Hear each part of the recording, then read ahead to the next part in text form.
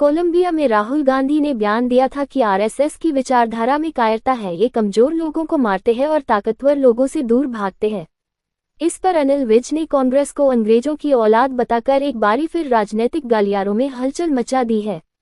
विज ने सुरजेवाला और अरविंद केजरीवाल को भी आड़े हाथों लिया और खूब खरी खोटी सुनाई। इन्होंने बीजेपी और आरएसएस की विचारधारा को कायरतापूर्ण कहा। राहुल गांधी जी की एक बहुत बुरी आदत है कि ये विदेशों में जाकर देश को कोसते हैं। हमारे देश में प्रजातंत्र है, संविधान ने सबको बोलने का अधिकार दिया हुआ है, लेकिन आप यहाँ की धरती पे बैठ खड़े होकर सरकार की कमियां या सरकार को सुझाव दे सकते हो। विदेशों में जाकर तो अपना मुंह बंद रखा करिए कृपया। क्यों हिंदुस्तान को लेट डाउन करते हो और आपके पास कोई मुद्दा नहीं होता। वी आर प्राउड कि हम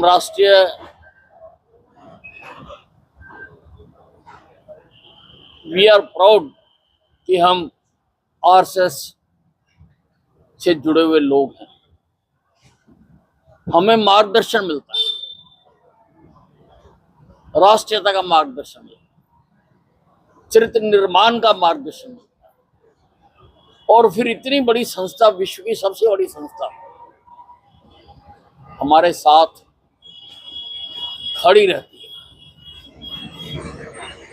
और तुम अपना भी देखो, तुम तो एक अंग्रेज की औलाद हो। एक अंग्रेज ने पैदा की थी कांग्रेस, एओ ह्यूम ने। अब एक देशी पार्टी को देशी पार्टी के साथ के ऊपर कोई भी आरोप लगाने का हक नहीं है। इंडियन नेशनल कांग्रेस एक विदेशी पार्टी है, एक विदेशी ने इसको जन्म दिया था, एओ ह्यूम ने जन्म दिया था। पार्टी देशी पार्टी है, राष्ट्रीय पार्टी है। इसका जन्म भारत में हुआ और ये दिन रात भारत की तरक्की के लिए काम कर रही है। मिली सरकार है, मिली भगत से चल रही है सरकार।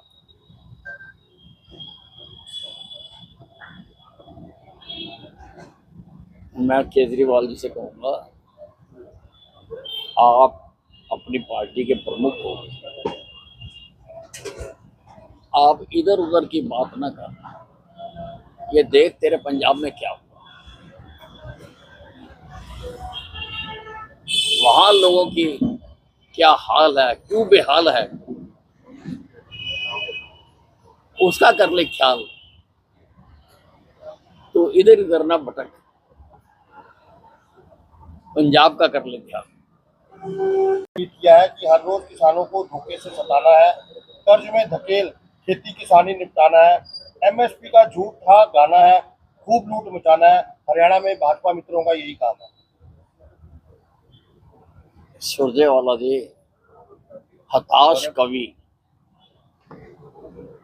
की तरह लग रहे हैं।